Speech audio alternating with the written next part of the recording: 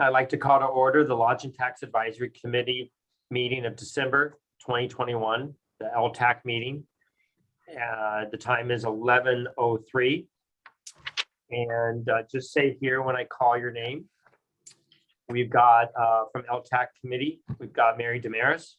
Here. We've got Sue Brayton. Here. Jeannie Wellman. Here. Stephanie Lyle. Here. James Carrier. Here. And Janae Matan. Here. And this is Mayor Kuhn. We also have from staff, Assistant City Clerk Josh Stecker. I'm here. And as a special guest, we have Council Member Tracy Markley. Here. Thank you.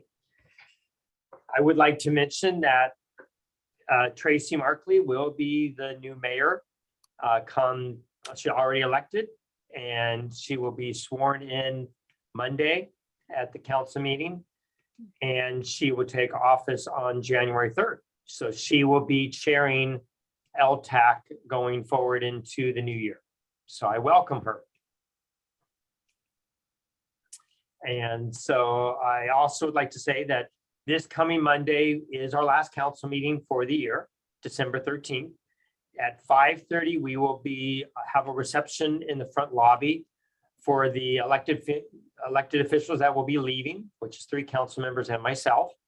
So please, it's a lot of work being elected officials. So if you have a chance, please come and say thanks for their service. That will be 30 minutes Monday. And then at 6 o'clock, we will have our council meeting. We will be swearing in a new officer, new female officer, which is great. And then we will be swearing in the new elected officials too. And we swear them in at the last meeting in January and December, but they still don't take office until the 3rd. And then we will have a PowerPoint presentation showing, kind of recapping the last 4 years of accomplishments. That will be accomplishments really credited by staff, elected officials, and the community too. None of that would have been possible without all of them.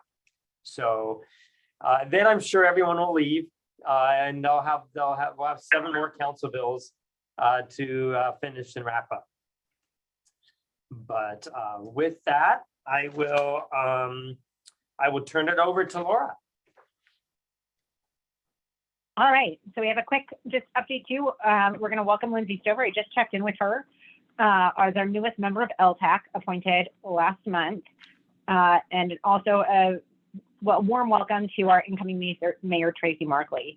So thank you so much for joining us today for LTAC. We really appreciate it. As you all know, we had a recommendation from council to reconsider the item, the grant allocation for the Crescent Valley Lavender Farm, and reconsider redirecting that to the Asia Pacific Cultural Center's Korean Chuseok Festival.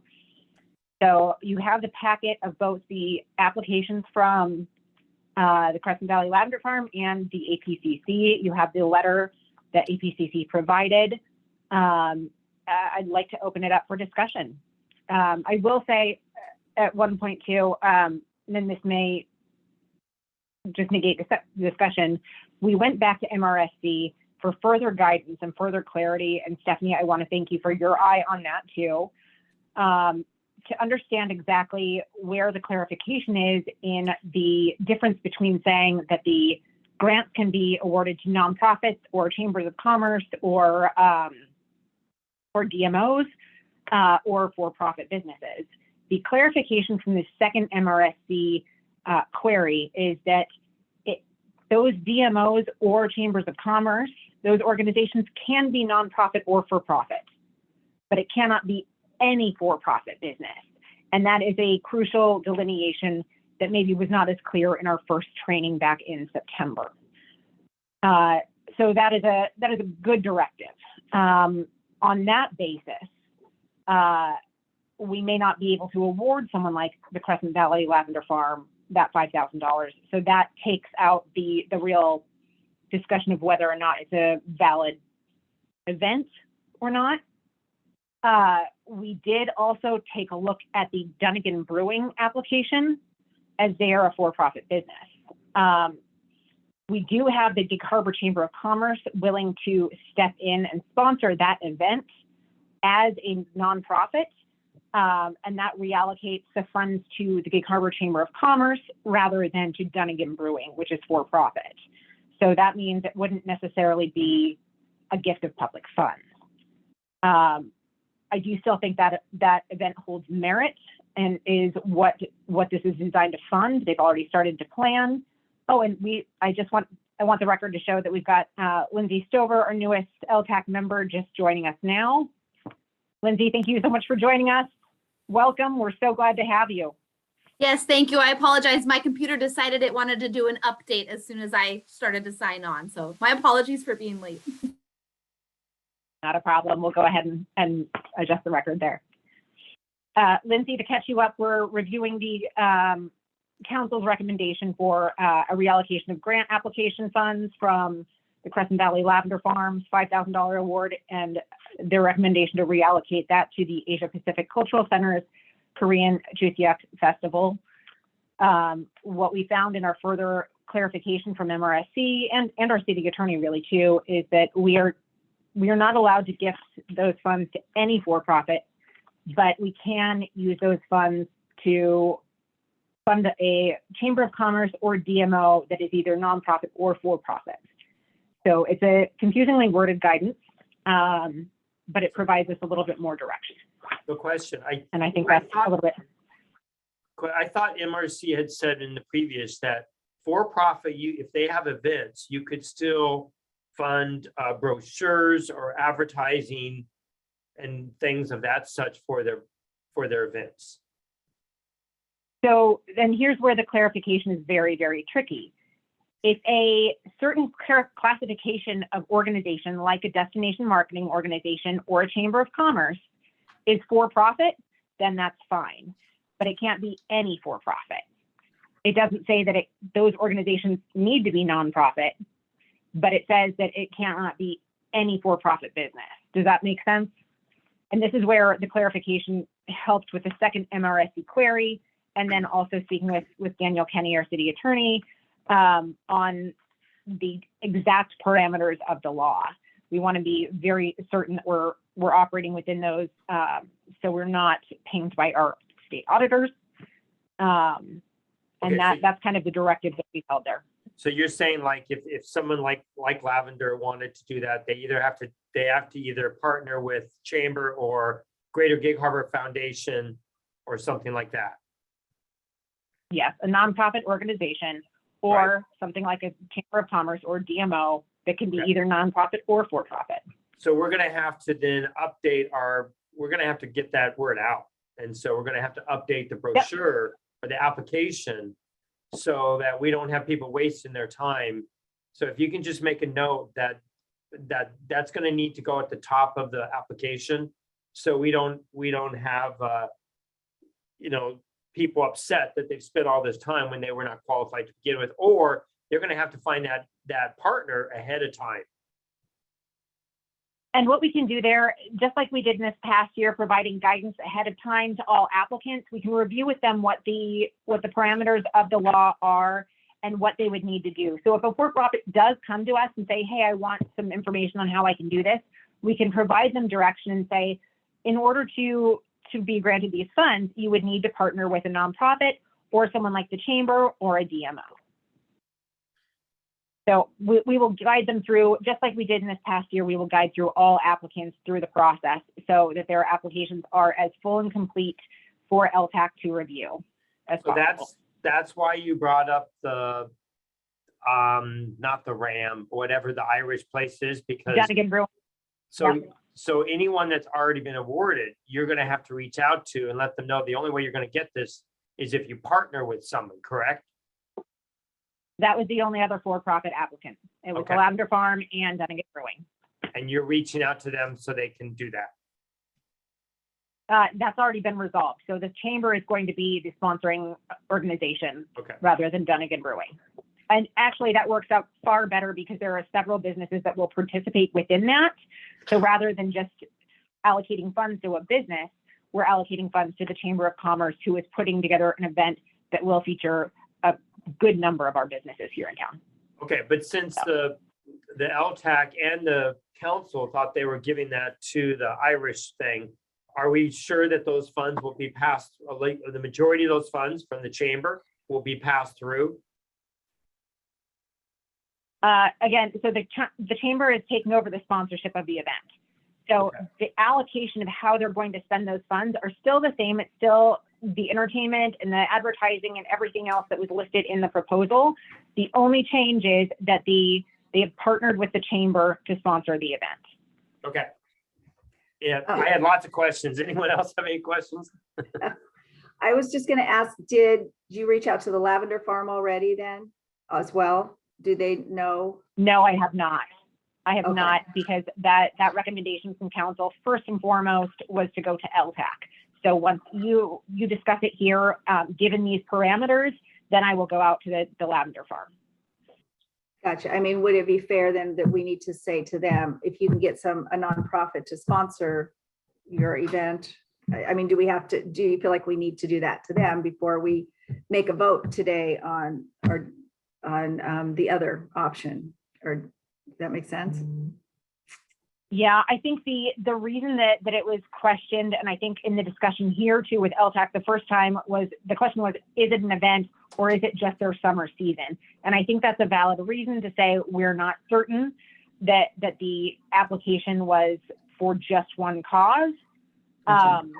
You know, I think it's fair for us to make a determination without that additional step. Okay. Well, But for again, me, yeah, I that's just open want for to add discussion. that, I think that the Lavender Farm was a little bit of a complicated one because their title of their application said Lavender Festival. The narrative of the application and the budget was basically operating for the summer. So for me, it was a very low scoring application because it didn't meet the proper requirements. And Laura, I want to thank you for getting that additional clarification, because I went through the MRSC materials with a fine tooth comb and could not find any place that allowed us to grant funds to a for-profit, aside from the conditions that you described with the chambers and DMOs. So I really appreciate taking that effort, making that effort to get that clarification. But to Sue's point, I think chances are the Lavender Farm may already know that there's a change on the horizon.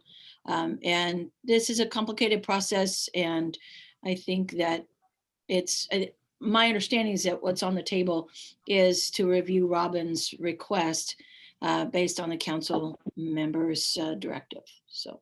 Question, Stephanie, did you reach out to Robin to inform her of all that? No. Okay, because I want to make sure that going forward, if someone votes no and other people vote yes, and the majority go forward, that one person in the committee doesn't reach out to a council member to try to get a change of who they should vote for, because that would be like undermining the process. Right. And I have full respect for that. I wouldn't do that. Okay, Robin did call me and ask for some clarification, but I did not reach out to her directly. And, I don't think that that's appropriate. I think we Right. have a grant process that we have to honor, and that's what I do. okay, just making sure of that. Thank you. Okay, With that being said, Mayor, would you like to yeah, ask for, is there a motion to reconsider the grant from the Lavender to, what's it called? to the Asia Pacific Cultural Center Right, Grand Festival? is there a motion to do that?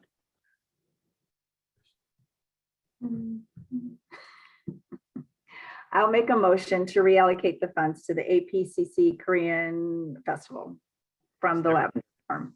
I'll second that. Okay, there's a second. Discussion. Any I'm so further? sorry.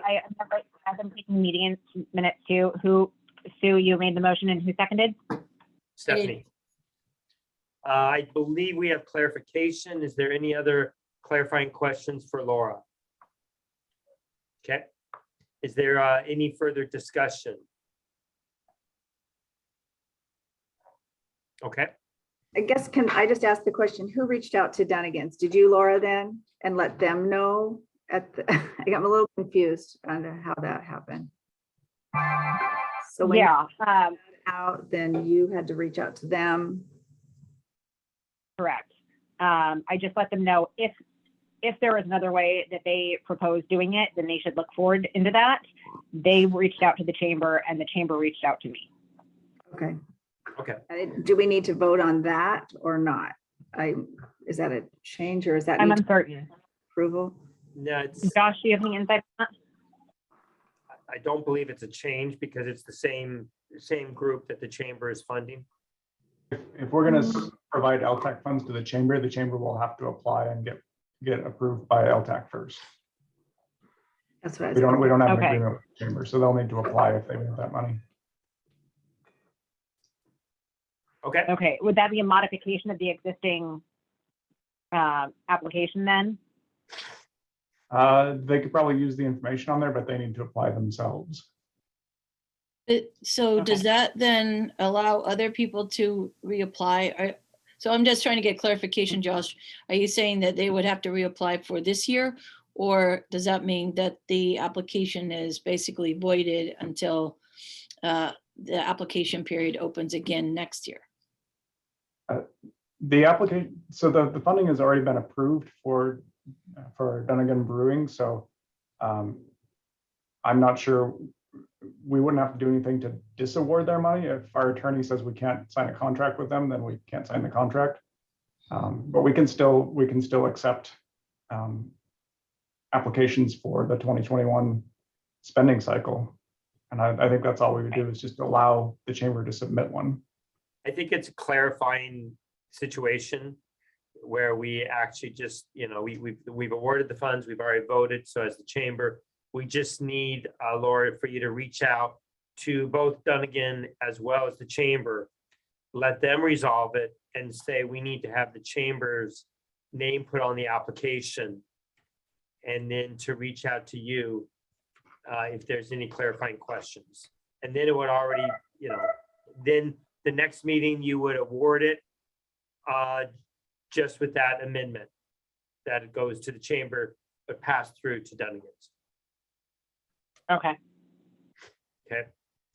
I would like us to note that if anything like this happens again, though, we should reach out to Lavender, as Sue had mentioned, and let them have a chance of finding another nonprofit. I think Robin's concerns were more than just that, so that would not have changed this. So I think it's okay to go forward, but in the future, if anything like this happens, we should give them a chance, even if it was for a various different reason. I agree with that. And make sure if this does pass, make sure that Lavender knows that, that there were underlining reasons too of their event, or just the whole summer, that was more than just attaching themselves to someone else. Right. Okay. Okay. I will take on that. Okay, there's any further discussion?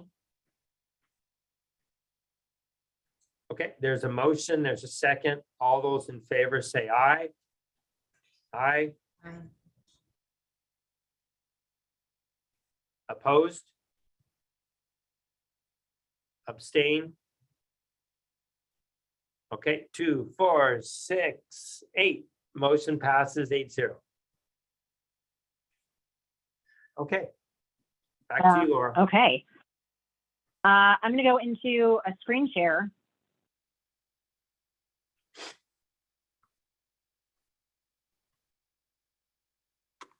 Of our digital advertising spend, and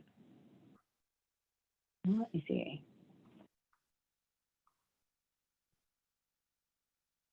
While she does that, I see. the Sunday night went really well down. I want to thank Lindsay for Wild Watch's thing at the tree lighting.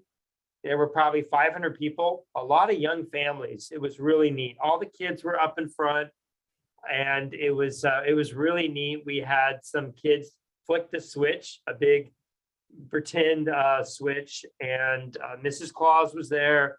It was a huge turnout, beautiful night. So, and the touch tanks were great. So I think it was a good job. Yes, we really appreciated that. And the switch of date was incredible. We've got so many great pictures, Lindsay, and I'll share some with you from a professional photographer that was in attendance of those touch tanks. So that might be helpful. I'm going to hop into our Google Ads performance really quickly and take a look at the amount of impressions we've had. We've had our ads served to 22,600 people. We're seeing a decent click-through rate. I thought the interesting part that you'd want to see is that these are our search terms that are performing. Things to do in Gig Harbor, downtown Gig Harbor, Washington Harbor, weekend getaways from Seattle, and what to do in Gig Harbor. So I thought that was fairly interesting. So these are the ads that are served. So if you search any of these terms, this ad on the right-hand side is what pops up as the first served item. And I know sometimes when we Google things, we'll see an ad served first, and we click on that instead of the one below. That's via Google Ads, so that's an attributable ad. We are spending an average of $7 a day on that. So that's performing very well for us. I'm going to stop share and make sure that we switch over to our next window on our Datify performance. So here's where our ads are performing best, and here's where our target markets are responding. We see 27% from LA and the LA Metro, Salt Lake City at 12.6, surprising for me, Phoenix at 10%, the Bay Area at 10%, and then unknown metro is people who have more than one attributable location. So, all right, we're back. I know we had some questions last time about what above the fold means. That essentially means on the first screen that you see that pops up on your laptop or your phone. And we bid against those for several different terms. So you can see here the number of A/B testing ads that we have running. We have our holiday ads running right now. We have our retargeting ads. We have native ads and romance. Romance is one of our best performing categories, and we're going to continue to run that through the winter. And you can see a little bit further detail right here in what's performing. Our scenic category and our romance categories are what are performing best. Retargeting banner is essentially modeled information in people who have visited our site once. They're served an ad again. So we're happy with how that is performing. Attribution, this is where my data might have, nope, it does not drop off. So over the course of the campaign, and that started September 15th, what we've seen is these are people's devices that are served the ad and then show up in the destination or at the hotel and the geo fence that we've drawn around the hotel. It's called a polygon. We see 674 people who have viewed our ads that are in the destination and 18 people specifically at the hotels. What's interesting is that we see people staying for an average of 3 nights or 3 days, 3 nights. And we are estimating this based on an average ADR across all vacation rentals and hotels of about 180. We are estimating that these people spend about $100 a day on items within the Gig Harbor Metro. So the total impact economically would be something like 261. And that would be an estimate on the ADR from these people that were served the ad and then were on location at a property. So we're happy with that, how that's performing. Any questions on that? Hey, Laura, what's the vendor for that data? I mean, or like the vendor for the ads? Are you buying directly through Google or is it a different vendor? There are 2 ways we purchase those ads. So the first is through Google Ads, and that's a campaign that's fairly low cost that we run ourselves. The second is a retargeting campaign that uses really, I think you've seen some of the graphics that I showed you last time. I'm happy to pull up a slide that shows a little bit more of those. For just a moment.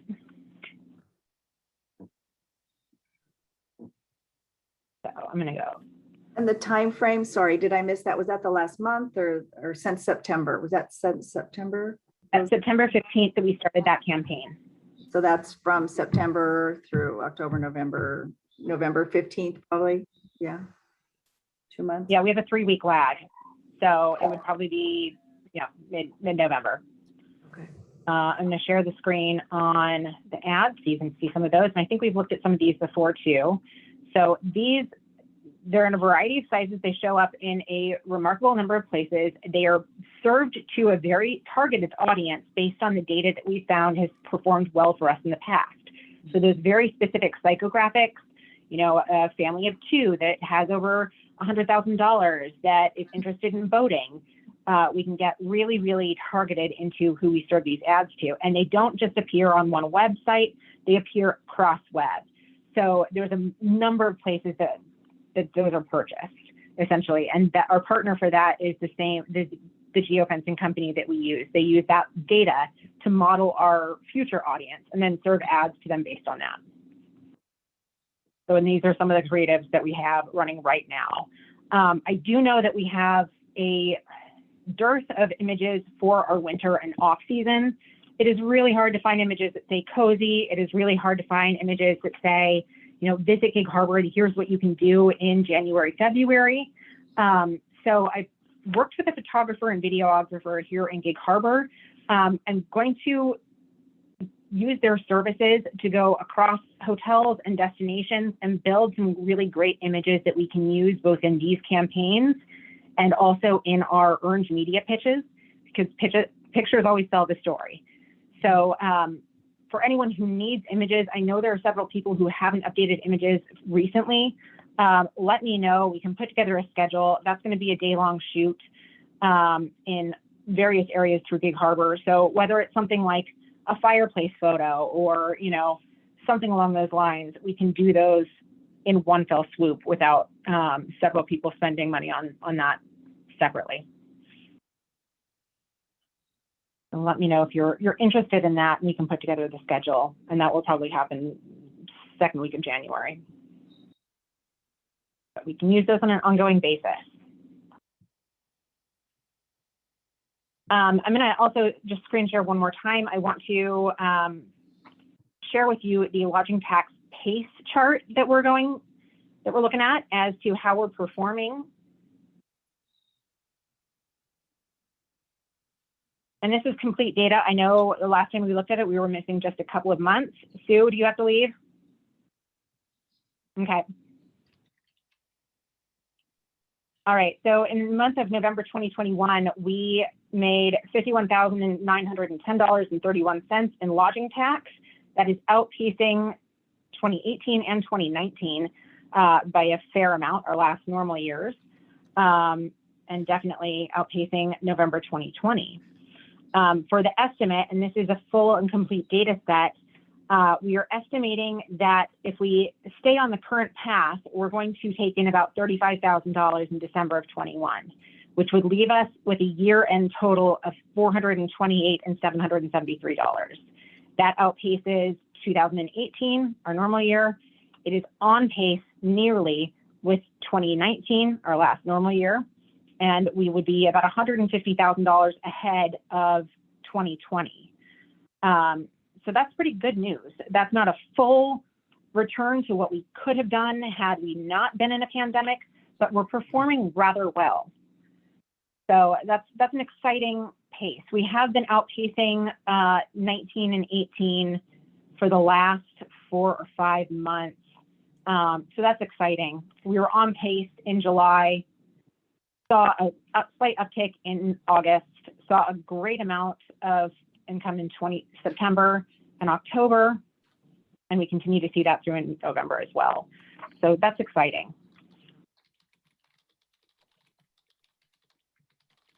Any questions there?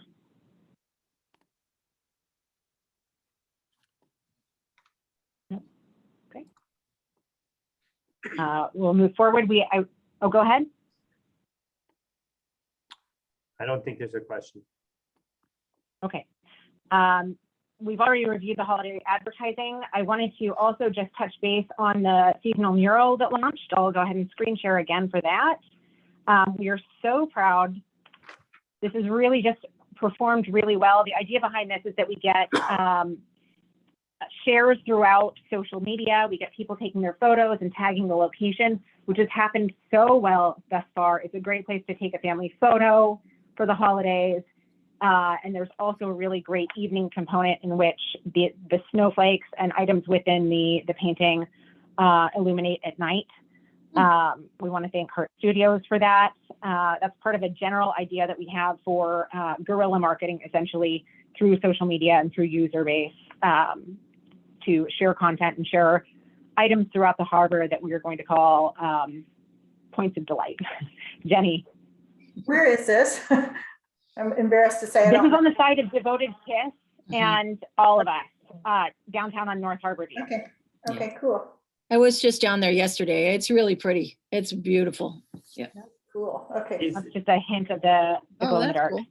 is it an actual, This is also made, is it on the building or is it on a tapestry type? it's on panels, so it can be taken down and then reinstalled next holiday. Great. It's also treated with an anti-graffiti material so that we protect that artwork for some years to come. Mhm. So that's pretty fun. And that's another way to get people to share our location and share beautiful parts. As we know, a lot of people travel for the gram right now and for the pictures in various locations. So this is part of that. And I'm seeing it across social media already, and it's pretty exciting. So wonderful. Other things we have in the works, we had the tree lighting this past Sunday, went really well. We definitely had a full crowd. We had our a cappella singers, we had Santa, we had a great turnout. We had Harbor Wild Watch. So we just really want to thank all of our partners in that. That was hugely successful and got some really great images. So that was a great almost return to normal. So in years future, we'll have the fire department involved again. We will have the Downtown Waterfront Alliance serving hot cocoa, and we'll have Santa visits that return as well. But we really had to modify quickly on this one. So I'm proud of everyone for pivoting again. Tracy, I see your hand. As I was leaving, there was a truck that had pulled up right in front of the park, and the whole back was filled with snow. Was that planned by the city, I or was saw that that. just someone that just did that? I think it was No, just someone that that was did someone it. who just did that. Oh, that was so fun. All these kids started climbing in the back and making snowballs and throwing them at their parents. I'm like, I wish we could stay. It was so fun. That's It a was- great It was idea really for us cool. to consider possibly getting some real Yeah. snow and have the kids playing it. Or fake snow, Yeah. whatever. But it's oh, and I had multiple compliments and comments from people about the lights across by the water being way safer than last year.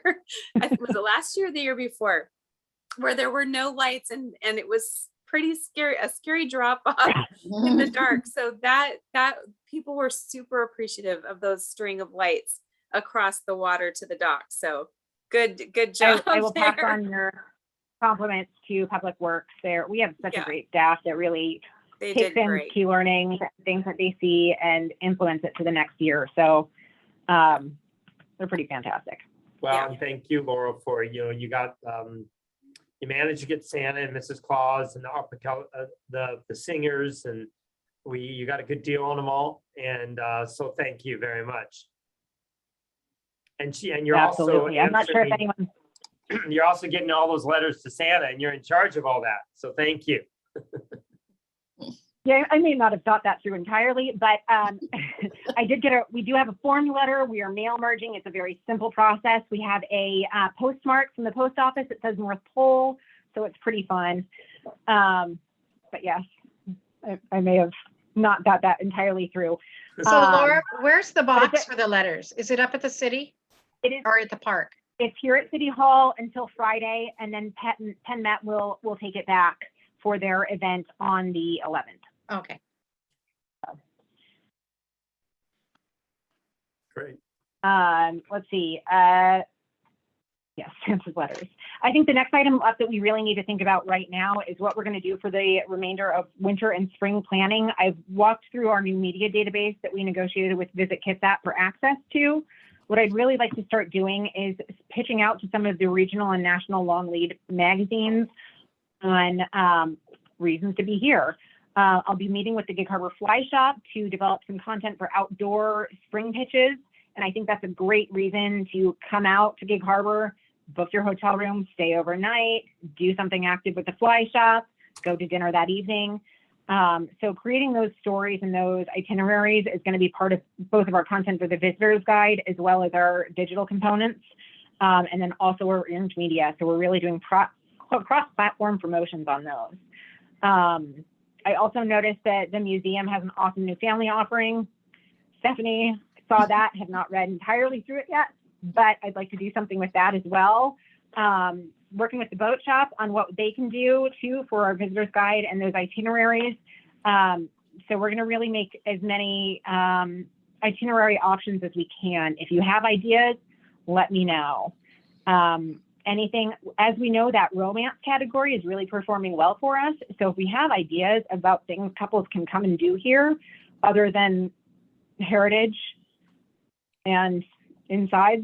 Other than heritage, come on. No, you should go to heritage, but also like what else can you do too? Oh, I like activities or a cooking class. all the heritage, not just heritage. Oh, no. distillery. Our Herbert Heritage is a big deal. But if you go to the distillery, what do you do right after? Yeah. Or what do you do Or on day before. 2? Yeah. Laura, So, yeah. we are scheduling our winter sip and stroll for February 12th. We always purposely do it right Okay. around Valentine's Day so that that's an option for a romantic weekend. So you might want to do some kind of an itinerary that involves that. Yeah. Absolutely. And we Yes, just, And I will be on that promotions committee meeting for DWA. I believe it's this coming week, so we can discuss that a little bit further there too, and I'll get more information from you then. Yeah. That's exciting. Yay. For we're sipping and opening a strolling new again. exhibit tomorrow called Little Boats. And so these really Yeah. push the package of as big a boat as I can get in our gallery. But so we have a wonderful collection of little boats from our collection, from local collectors, and even toy boats and a fun kids section. And we have the little skiff from the boat shop to the kids can get in and great story stuff and activities and things related to that. So that'll open tomorrow. Stephanie, is one of your contributors to that family in Olympia that does the amazing small tugboat No. races?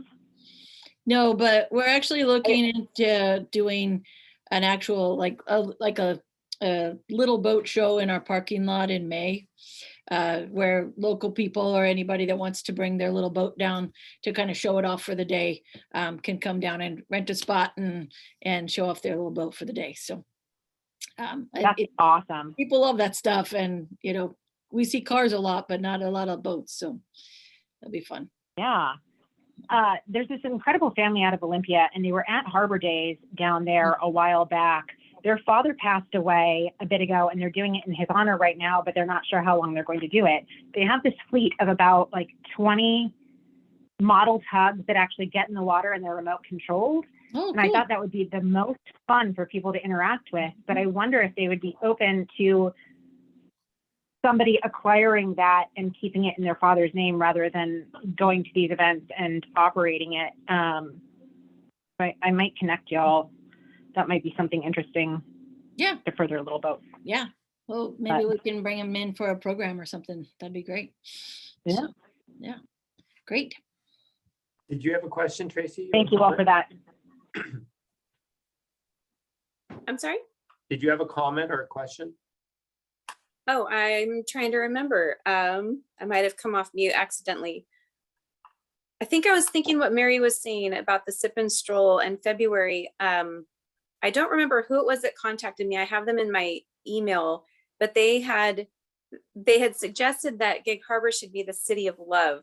And so they were talking about different things we could do in February surrounding Valentine's Day, love, couples, whatever. And so I don't know if there's any any kind of decor, some kind of cool photo op thing we could, construct downtown or something in February where people can, like, maybe a big arch, people can come and take pictures under or whatever. I don't know. I'm just throwing it out there, but there's just been some talk, I guess, around town, some of the organizations about what we can do. We're big on Christmas and people come for Christmas, but then how can we keep them coming, like through Valentine's Day? So I'll read that email again, Laura, and then I'll get back to you about some things. Oh, how cute. That could be another mural. This is- Would be great. Yeah. This is something, yeah. This is something is we've been really talking about. So this mural in Austin is on the side of a Goodwill in South Austin that no one else goes to. And it is a destination solely for this mural because people go to Wow. take their engagement photos there, et cetera. I think there's another one here too. This one that says, "I love you so much." I'm not sure if that's sharing. I just shared screen, but that was somebody that was that's cute. proposing to their girlfriend. And the graffiti just stayed because everyone loved it so much. So that's if we part had of a our few of whole those idea around of putting town, people right. yeah. Yeah. And That's great. Mary, And when in is areas this that they roll? may not. It's What was February that? 12th. February 12th. James? Yeah, there's a installation that I walked by recently near Lake Union. It's not as direct in terms of the messaging, but they just took these rings, these lighted rings, and they lined them down the sidewalk. So you're walking through this tunnel of rings, and they were like radiant in color, kind of ombre from pink, red, yellow. It just was really cool. Everybody who was walking through it was definitely stopping in the middle and taking a photograph. Definitely, what you're looking for in terms of that photo op. I thought it was really neat. I'll try and pull up an image We're of it gonna- and send it to you, Laura. Thank you. I'm on the docket for the meeting with the Arts Commission in January to discuss possible partnerships between tourism and art and how we can make that a really interesting campaign. I'm not sure if anyone remembers, I think I've said it before, but that stop sign outside of Met Market, or when it used to be QFC, that used to be graffitied and it said, "Can't stop loving you," which is amazing. It always made me smile, especially because I went back to Houston when I was living there and I saw a stop sign that said, "Stop trusting everybody." So just a really different interpretation. And I think it speaks to how lovely and delightful people are when they come to Gig Harbor and experience kind of our lens of things. So that's kind of the idea behind things that make people smile and things that make people photograph them and share them on their private or public social media sites. We're going to get a great amount of user-generated content. We're going to get people tagging Gig Harbor. We're going to get people that know that there are great places to take photos in Gig Harbor. And I think it's a much more subtle campaign than a direct marketing advertising campaign, but it's on all levels. So, yeah. And James, I'll keep an eye out. That sounds awesome. Thank you. Yeah, I love that inspiration. King 5 actually just did an expose on it, so I'll just pass this over to you. It's pretty cool. Awesome. Thank you. And of course, with all of these things that we're thinking of, with Sip and Stroll, with the Little Boats, with City of Love, we can put together hotel packages that speak to that so that it's an easy way for people to book. I always say it's why restaurants have menus. So if we give people something to do, they'll say, "Great, that sounds wonderful. I can get a reservation at a restaurant, a reservation for a hotel room, and I have an idea of what I'm going to do down there." So I will work with our partners to see what we can put together there, if we can package something and then pitch it too. We can also put those packages up for booking on visitgigharborwa.com so we can get those referral clicks and have that supported by our digital ad campaign as well as our earned media campaign. So that's another great metric of success to see how our ideas are really translating to business. Moving forward, a bullet point. We are in the process of summer sounds and movies in the park planning. I think we have a pretty good list for movies in the park that the mayor has taken a look at. On summer sounds, I went big. I tried to get the Sonics, which I have a personal connection to. Uncle Rob is in the hospital, so that's probably not going to happen. They're not doing the best health-wise. We do have a Sonics-inspired band. We do have an all ABBA cover band. That's a potential. I think that's kind of fun. and a way to sing along. So we've got a list put together of what rates would be, what they're looking at for dates, when their availability is, and we'll kind of go forward with the selection committee and see what works best. We do have 2 carryovers, the Beatniks and then also the Paperboys that will carry over. And then it's a 10-week series in total. So we're when planning on does it- that. And that'll Laura, be on episode 3. when does the concert series start and what are the days of the week? It's always on Tuesdays and movies are always on Fridays. Let me pull that up really quickly to get the exact date range.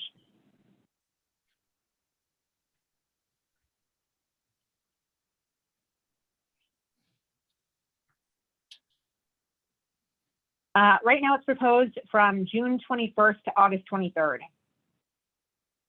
Okay. Thank you. Absolutely. So if you know great bands, let me know. Ideally, as we continue this, we may even look at some bands with a larger regional draw so that we start getting hotel business. I'm not sure if any of you are familiar with the band Death Cab for Cutie. They're a pretty big Seattle band that had a lot of national success. Their lead singer also formed a band called the Postal Service that had huge national success. Reached out to them, uncertain, but I think as we progress and we get larger bands that have more of a draw, that's just a great way to increase the visibility of these concerts. Tracy. There is a local band that has been in Gig Harbor. They live off 38th Street.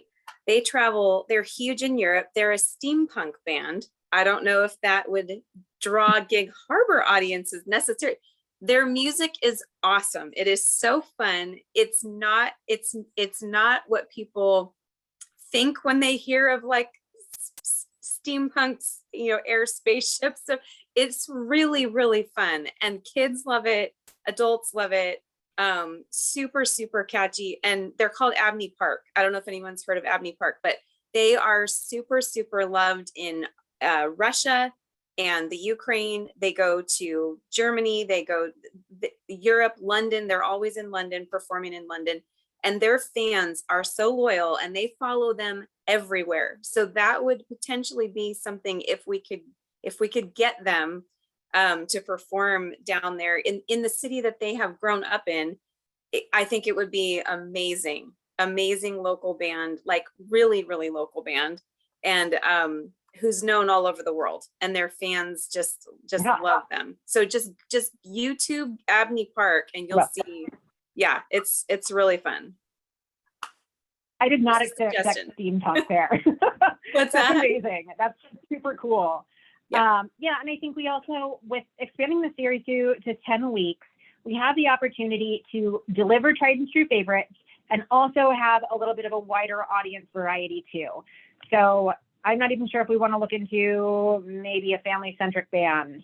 As long as we publicize it very, very intensely. I know a lot of people have direct expectations for what they want, but I think it's also really great to expand our audience. And I think something like a steampunk band sounds super They're cool. very family friendly.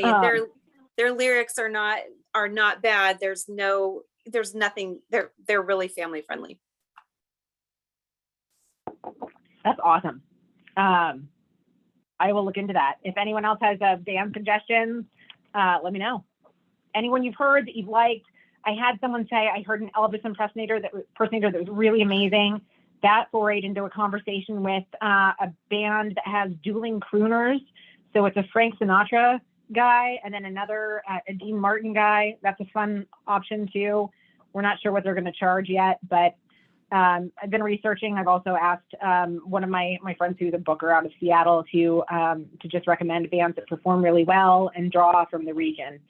So Are we still going to get putting it all forward.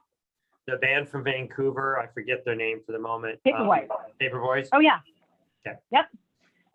They were one of the concerts we had to cancel last year. They're carrying over automatically to this year. Great. So. What about United Yeah. by Music? They're super fun and they bring in a lot of people. We did talk about that last year. We talked about them opening for another band. They did not want to open for another band. We might, I think, we might try them on their own. I'm not sure. You know, I actually went to Barbara Hammerman's house last Sunday. And she actually had someone that was playing the next day at the Paramount in Seattle to play her whole organ. But they had their United by Music played first. And, you know, I think they really could fill up a whole time. And so it's something to consider, you know, it's pretty phenomenal. So. I'm open. I know they have their 2 Make Music days at Uptown for summer and winter as well.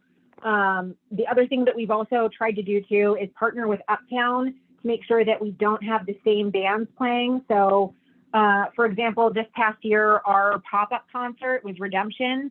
That's one of the only times Redemption has played both Gig Harbor and Uptown, given that it was just a one-off and before their concert series dates, they were fine with it. But we're always really sensitive as to where else people have booked within town, and we try to make it a regular occurrence that we don't double book. So working with Uptown on that. I'm gonna hop forward to the next bullet. One of the things that we've heard specifically from Sue, who's not with us here in the meeting anymore, but is that meetings business has still been lagging behind. We're seeing that recovery in the lodging tax rate, but they really need those meetings and corporate meetings that are providing their rate base. So we're going to work. We do have a year-long campaign with Meetings Professionals International to specifically put forward Gig Harbor as a destination. I've tried to put together a total page within our website on meetings specifically with all of our venues, from ones that are available with Penn Met to Ocean 5 to hotel ballrooms to restaurants that would be open to buyouts.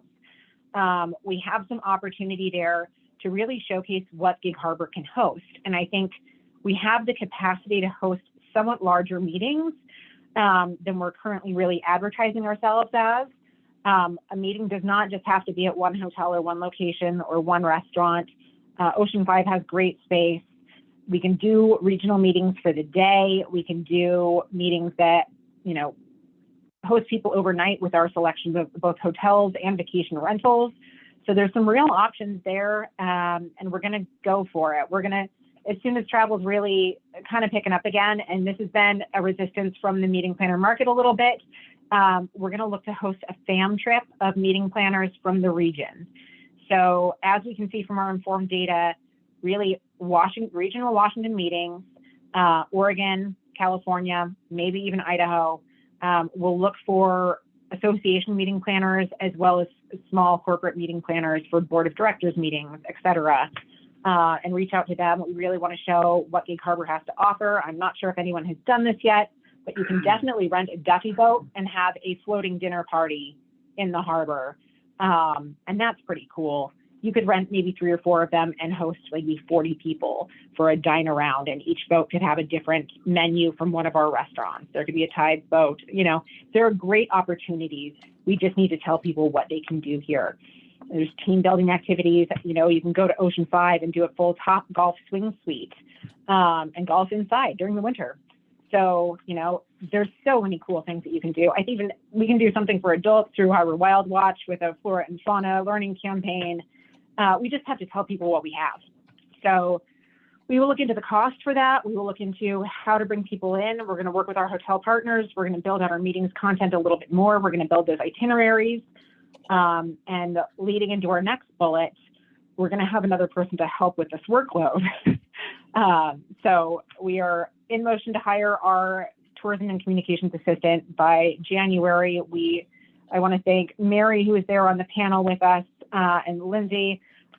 We just really appreciate your time in going for, I think we had over 100 applicants. We narrowed it down to 10. We interviewed, or 11 interviewed, and we have 3 final candidates. They're submitting writing samples, and based on that, we will make our final selection. So that is very exciting. I'm a terrible assistant to myself. But anyhow, I really appreciate the help of this committee in getting through the last 2 years without an assistant. And we're really looking forward to having some heightened capacity to take on a little bit more proactive outreach. Great. Thank you, Laura. That's all I wanted for Christmas. And Laura will soon be doing the final rounds of the people moving forward on the assistant for her position too. So that will help a lot. Wonderful. Thank you very much. I think that wraps up our agenda. Are there any other items that we can address or that anyone would like to bring forward? Okay. Well, thank you all. If I have a motion to adjourn, I move that we adjourn. okay. Second. Jenny Second. seconds it. All those in favor say aye. Aye. Thank you all. I hope you have a great holiday. I probably will see some of you and just enjoy the season. Thanks, everybody. Thank you.